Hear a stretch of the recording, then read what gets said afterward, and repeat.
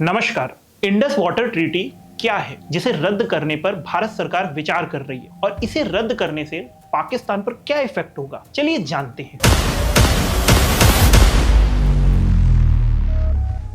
British शासन के दौरान ही दक्षिण पंजाब में सिंधु नदी घाटी पर एक बहुत बड़ी नहर का निर्माण कराया गया था, जिससे उस इलाके को इतना फायदा हुआ कि बाद में वो पूरे साउथ एशिया का ही एक प्रमुख कृषि उत्पादक क्षेत्र बन गया। अगस्त 1947 में इंडिया और पाकिस्तान के बंटवारे के दौरान जब पंजाब को विभाजित किया गया तो इसका पूर्वी भाग भारत में और पश्चिमी भाग पाकिस्तान में चला गया। बंटवारे के दौरान ही सिंधु नदी घाटी और इसकी विशाल नहरों को भी विभाजित किया गया, लेकिन इनसे मिलने वाले पानी के लिए पाकिस्तान पूरी तरह भारत पर निर्भर था। पानी के बहाव को बनाए रखने के लिए पूर्वी और पश्चिमी पंजाब के चीफ इंजीनियरों ने 20 दिसंबर 1947 को एक समझौता किया। इस समझौते के तहत बंटवारे से पहले तय किया गया पानी का एक निश्चित हिस्सा पाकिस्तान को 31 मार्च 1948 तक भारत द्वारा देते रहना था। 1 अप्रैल 1948 को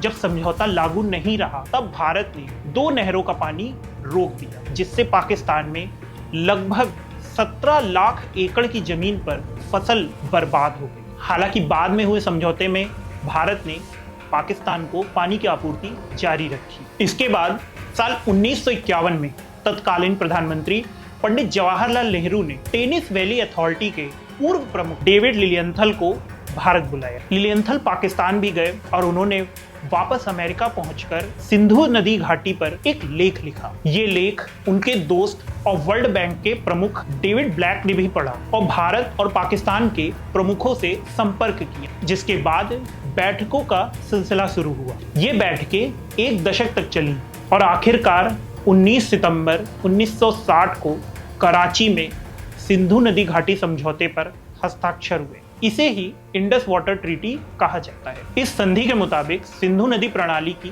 3 नदियां रावी, व्यास और सतलज को पूर्वी नदियां कहा गया और इनके जल का पूर्ण अधिकार भारत को मिला। बाकी अन्य 3 नदियां चिनाब, झेलम और सिंधु को पश्चिमी नदियां कहा गया, जिनके 80% पानी पर पाकिस्तान को अधिकार मिला और 20% पानी पर भारत को अधिकार मिला। ये जल प्रणाली पाकिस्तान के लिए काफी जरूरी है, पर जैसा कि कहा जाता है कि कोई भी समझौता एक पक्षीय नहीं हो सकता। अब संधि को भी जारी नहीं रखना चाहिए और सिंधु नदी के पानी का उपयोग भारत में कई महत्वाकांक्षी योजनाओं में किया जाना चाहिए। आपको ये जानकारी अगर अच्छी लगी हो तो प्लीज वीडियो को लाइक कीजिएगा और चैनल को सब्सक्राइब भी कर दीजिएगा। Thank you.